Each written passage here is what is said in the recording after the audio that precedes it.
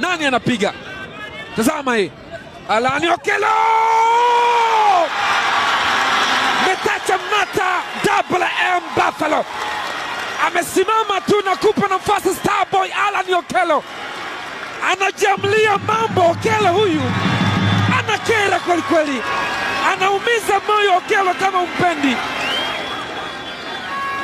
Kama yupo kwako utaona na furahisha. Kama yupo kwa mpinzani wako utaona achekeshi kama ambavyo amchekeshi hapa Metacha Mata. Abdul Malik anashaka kufanywa foul. Okello amechambua, tazama Metacha Double M. Amejiamulia kukaa kama vile hataki kucheza mpira ule. Angeweza pengine kuvunja nyonga, labda ndio alihisi hivyo. Zouzoua, touch nzuri.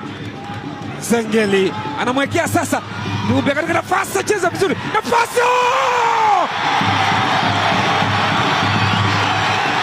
Simu imeshaita. Shangwe kweli kweli. Ni bao ambalo limetoka kwenye mazingira ambayo ilikuwa ni piga ni kupiga second ball.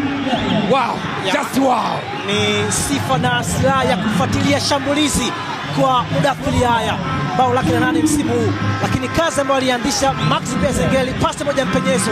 Zakaria kufanya kazi moja wapo, lakini kazi ya pili ilikuwa ni ngumu, kuzuia mpira wa Mudathiri Yahya. Box to box midfielder ambaye kwa sasa amekuwa na ufanisi mkubwa wa kushambulia. Nafasi 3 ambazo zipata katika mechi ilivyoanza alikosa, lakini nafasi hii amejaa kwenye kamba. Ali Kamwe anaonesha mabadiliko mengine. Ameshamwacha Zengeli, anapenyeza pasi ile.